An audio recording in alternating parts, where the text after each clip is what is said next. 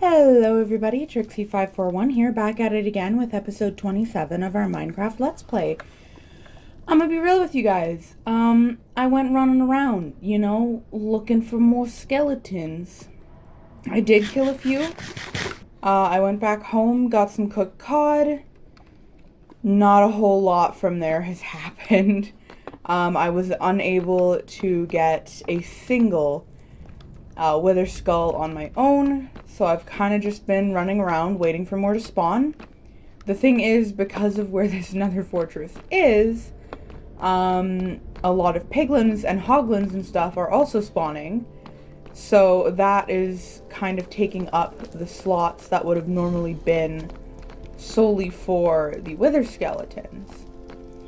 And because those are slots that would have, oh my god,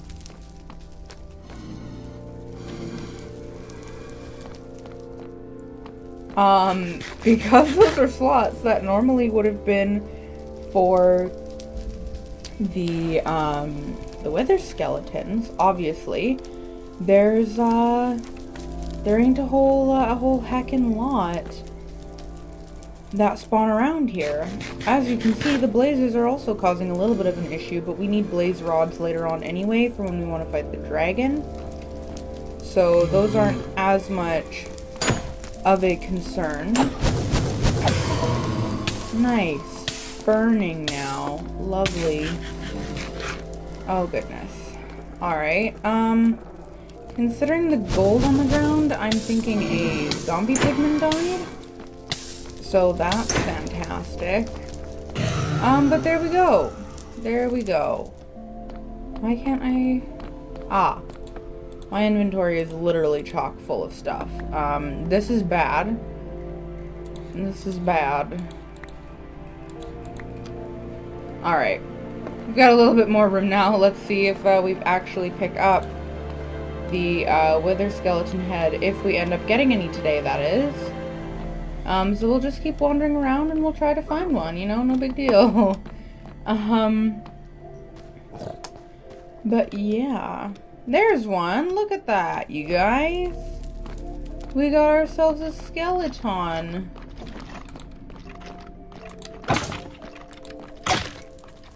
We got some coal and some bones. So not completely ideal, but the spawn rate, the drop rate of one of these is real low.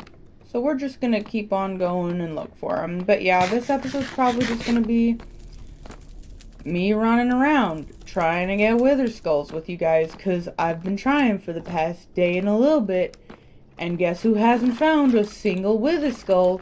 Because these guys' spawn rate is so low and the wither skull drop rate is so low.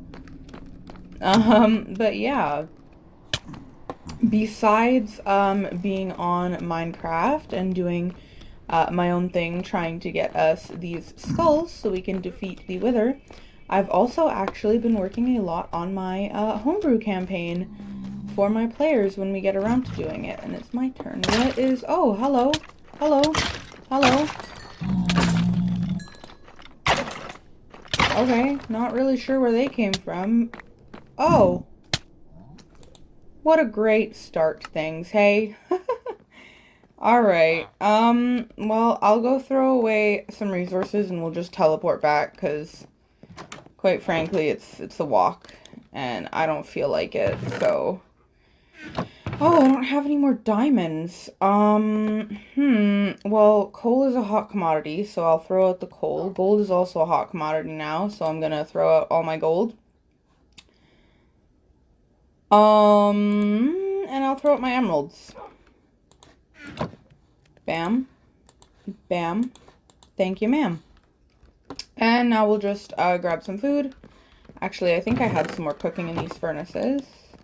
Yes, glass is definitely food. There we go. So I have some more food. I have my sword at the ready. And then I also have turtles. Not yet. Oh. I wonder what died here. Well then. But yeah, I've been working a little bit more on my homebrew campaign. And I've been having a really good time, actually. Session 0 is basically completely planned out and ready to go, so I'm super excited. I kind of just want to like introduce everybody to the campaign, so I'm planning on just doing a little like introduction to the first town and stuff, and going from there. Once session 0 is complete, I have quite a bit planned for session 1 as well now.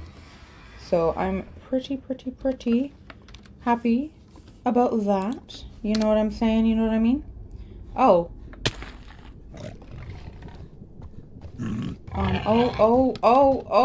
Oh. No, thank you. No, thank you. No, thank you. Oh, there are many of them. Well, oh, I need to get up. I need to get back up. I have this. We gonna build up. Alright, but yeah, I have a lot planned for session 1 as well. I don't quite have everything planned, obviously, because it is getting a little bit ridiculous how far ahead I'm planning, considering we don't even have a start date yet. But with all that being said, I'm just legitimately enjoying planning the sessions and stuff. So I'm hopeful that we can start my campaign soon. But we'll see. It is not my turn to be the DM first. So yeah. I am really legitimately enjoying planning, though. Like I was saying, I am legitimately enjoying planning. Session 1 is underway. Session 1 is underway. I am really enjoying planning. Session 1 is definitely going to be a longer session than session 0. That being said, session 0 is just an introduction to the campaign, right? But I have a very important NPC that they're going to be meeting in session 0. In session 1, I have a pretty like important side character that they're also going to be meeting in session 1. I also have a feeling that they're going to end up getting attached a little bit too harshly to one of my other side characters that is legitimately just a side character, so I'm a little bit worried about that because I'd rather not have to flesh her out too much, but it is what it is. Most of you, I would assume, who like D&D would know the gist of D&D. It never really goes according to plan. You can try to be prepared for all the outcomes. Chances are you'll probably still be unprepared. So, we'll have to see, but I'm looking forward to it. I want to give them as much opportunities to explore and go their own way as possible. I want to give everybody an opportunity to shine and have a good time. That being said, I also really hope they don't completely derail the campaign either, but it is a possibility. Oh my god.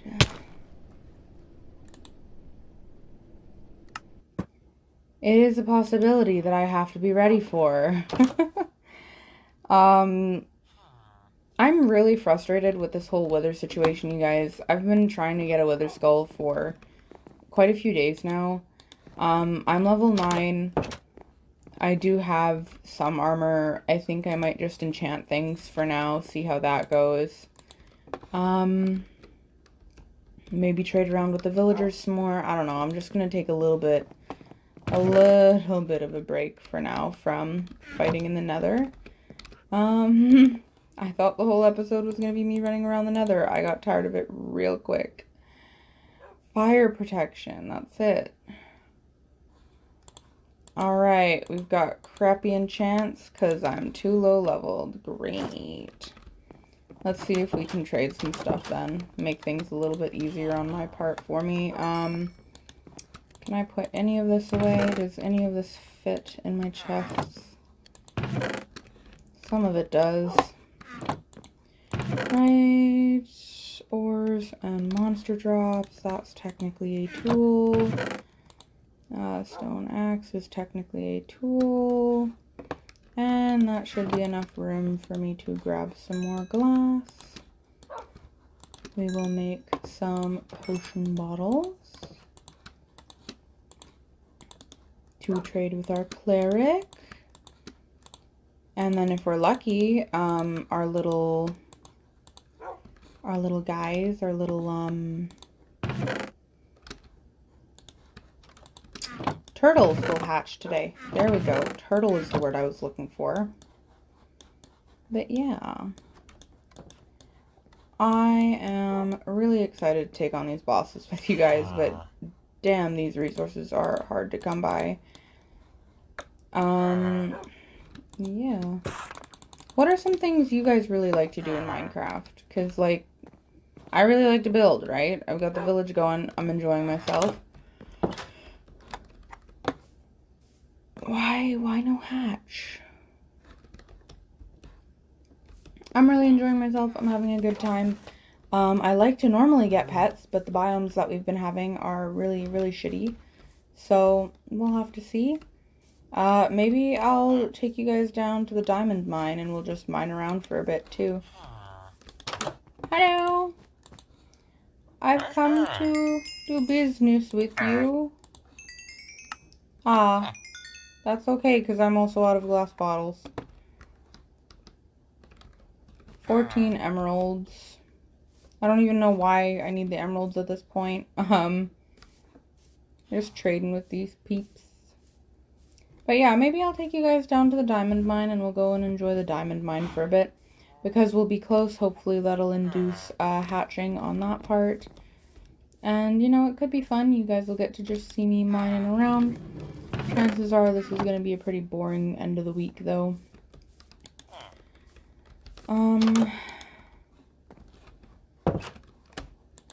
Maybe I'll go back in the nether. Sorry, guys. I'm kind of all over the place today. I've been working on D&D a lot, like I said. I'm really enjoying that. So my brain's kind of a little bit frazzled. And I'm just not really enjoying having to hunt down these skeletons at all.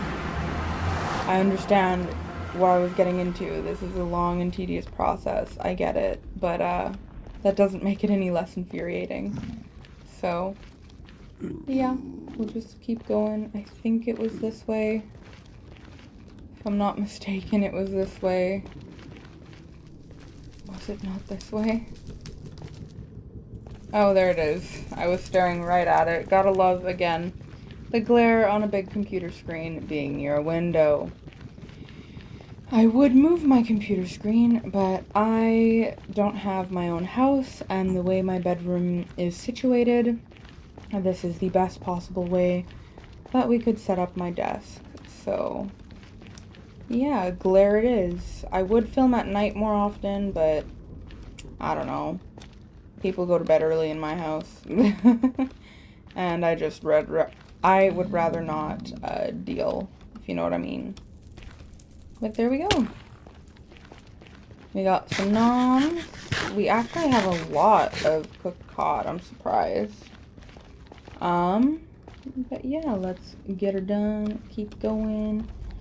Goodness gracious. Oh, have you guys, there was this new game that came out with a demo. I'm not sure if I've already talked about it. I apologize in advance if I have. Have you guys heard of the game Harvestella? I really, really enjoyed the demo a lot, and I'm excited to play the full game. So now I am doing a slight concern, because Pokemon Scarlet and Violet comes out November 14th, not November 14th, November 18th, and November 4th, Harvestella comes out. Harvestella is also supposed to be a full-size game, so I'm a little concerned because I don't think I'm gonna have time for everything, and it's upsetting. But yeah, I am hella looking forward to it, that's for sure. I really, really like the demo a lot. It's basically this little, like, farming simulator. It's, if I had to compare it to anything, I would probably say, like, I can't really say Stardew Valley because it's more of an RPG than it is a farming sim. It's basically an RPG, like an action-adventure RPG. However, the majority of the farming aspect of it, which is something that they marketed a lot, actually is basically just another way for you to earn money. You can go fight creatures and sell their drops and stuff instead, and you'll earn money as well. But a majority of your bank is going to come from your farm. At least that's what the demo basically instilled. The demo really didn't seem to make farming too much of a priority.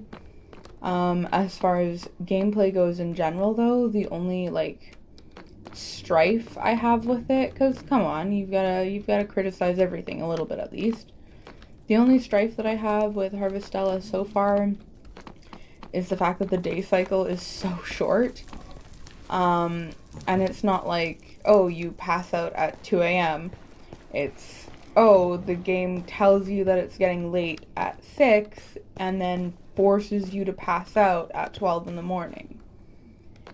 I get it if the days were longer. That would work. That would be absolutely fine. But the fact that I did the same thing again. I did the exact same thing again. Wow. Alright, diamond mining it is. The fact that the days are literally so short. Like, you can wake up at 7, I think, 7:30 in the game, and then just walking to, God, that sounds like a lot of monsters. Oh, I don't want to recollect that.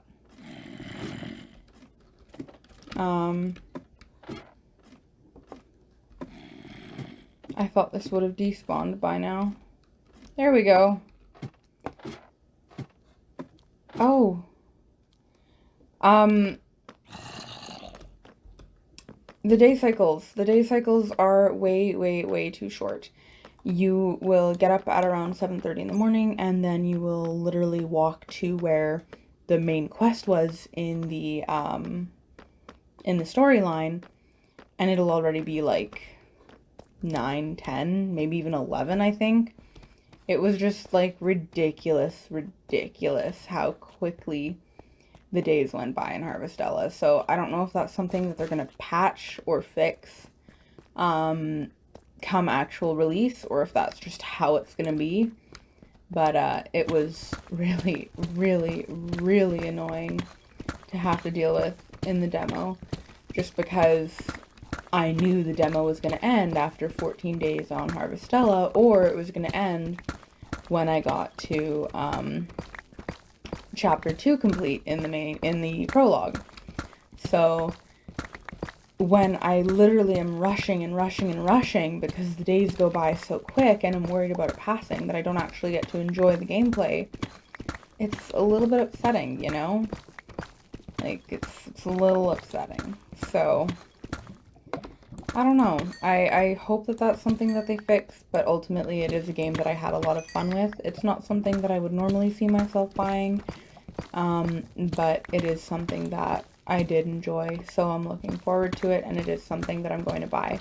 Whether or not I'm going to pre-order it, on the other hand, is another concern in itself. I normally only really pre-order, like, Pokemon games and stuff, because I know there are pre-order bonuses, and those I like to stay up till midnight to play. Harvestella, I'm not entirely sure, just because I haven't really... I've played the demo, but other than that, I'm not too familiar with the game itself, so I'm probably not going to pre-order it, just because I don't know enough about it to want to stay up till midnight to play it. So, yeah. I'm super excited for Pokemon, though, you guys. I'm hopeful that we get some new information soon. That being said, I will say, compared to previous months, Pokemon has kind of slipped my mind, if I'm being completely honest.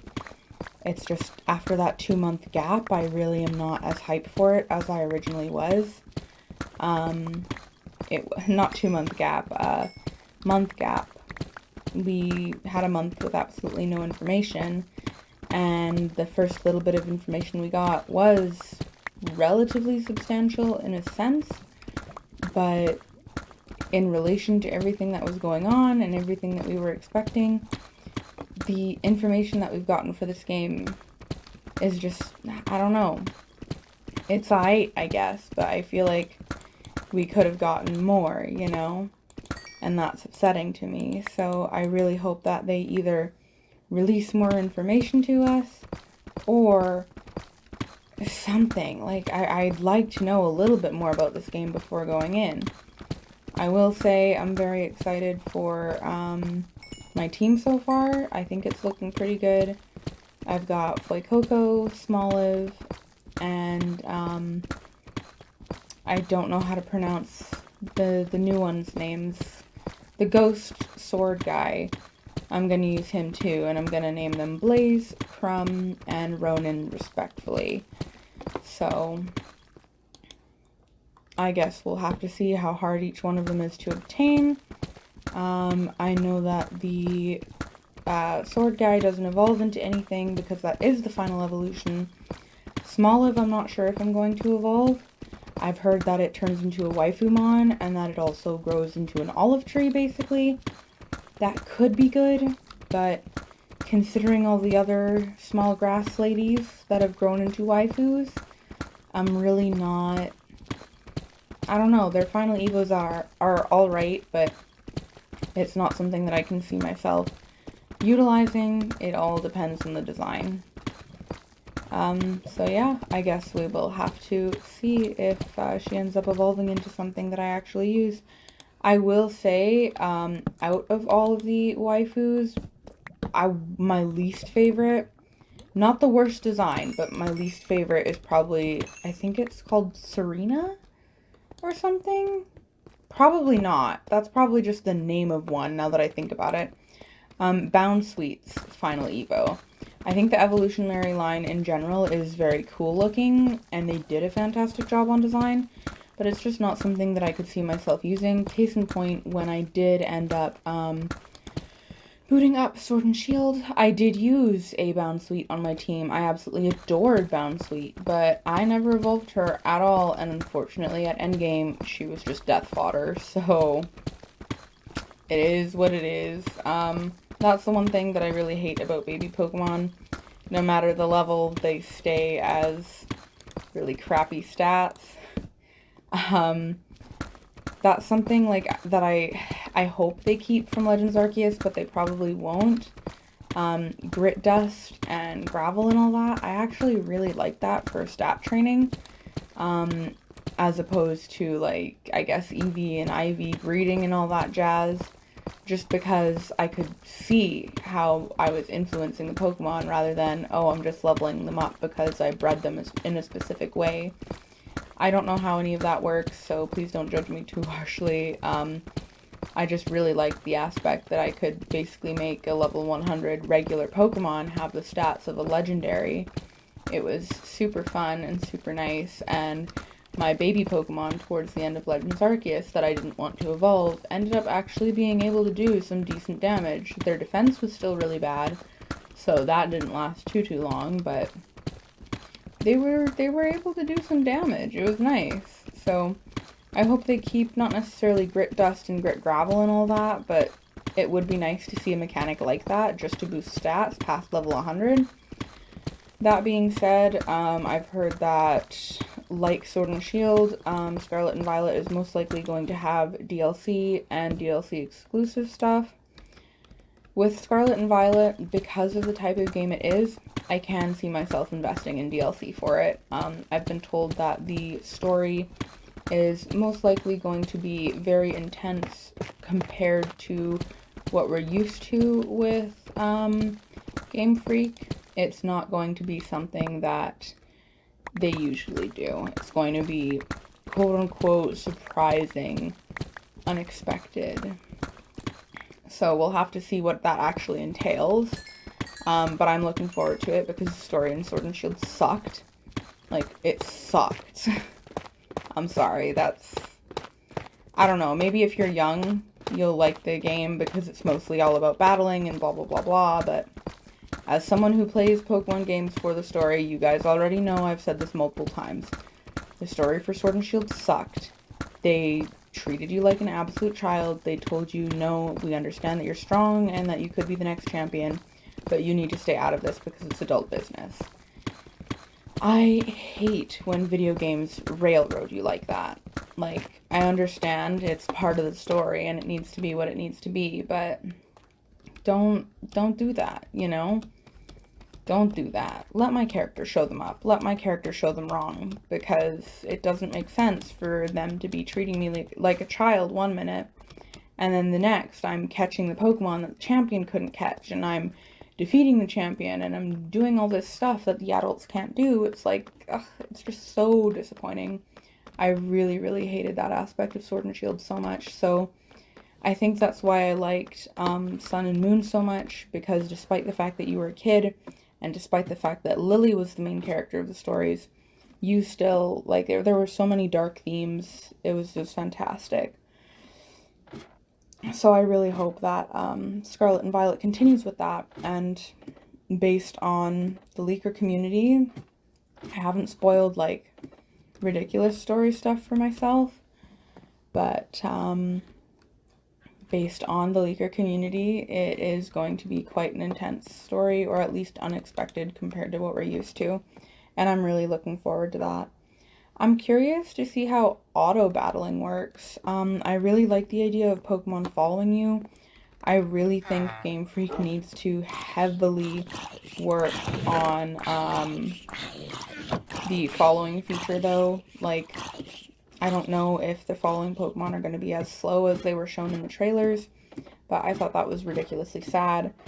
If I'm going to have my Pokemon following me around, I want them to be able to follow me, you know, stay within 5 feet of me type situation. Not, oh, they're following behind me 15 feet away, you know?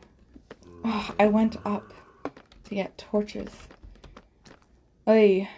But yeah, so I don't know how that's going to work. We'll have to see. So far, my favorite NPC is Arvin, I believe is what his name is. I think he has a really cute design. I think it's neat that he cooks. I also think it's great that he is an upperclassman, but he sucks at battles. I think that's interesting. So I'm not going to systematically do the stories. I'm probably going to... Oh! Why is it in my house? Oh!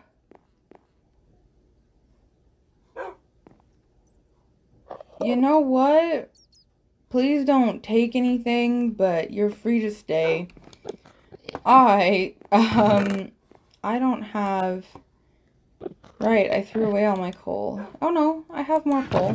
Nice. Oh,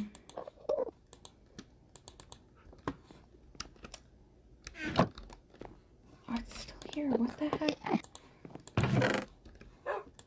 But yeah, we'll have to see what happens with Sword and Shield. I like the idea of auto battling because, again, I hate battling so much.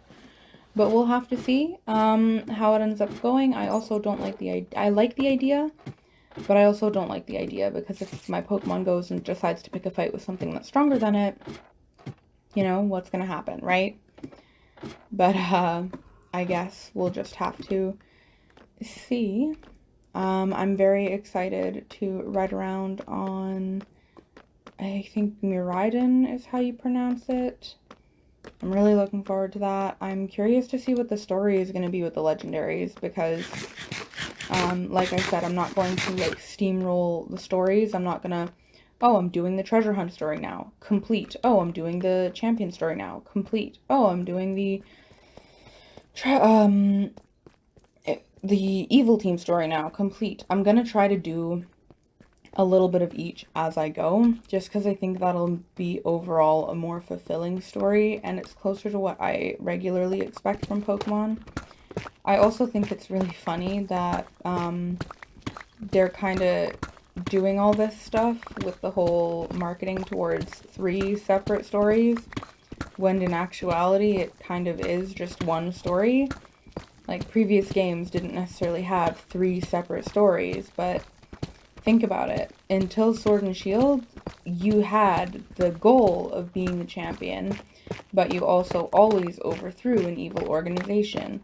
Technically, that could be marketed as 2 stories, but it was always just marketed as 1 story. So why are they marketing it as 2 stories in Scarlet and Violet? We didn't necessarily have the treasure hunting aspect, but I believe there was this little underground thing that could have technically been considered a 3rd storyline in some games as well. So why is it that they were just considered side stories or part of the main story, but a different branch of it, when in Scarlet and Violet they're being advertised as 3 separate stories?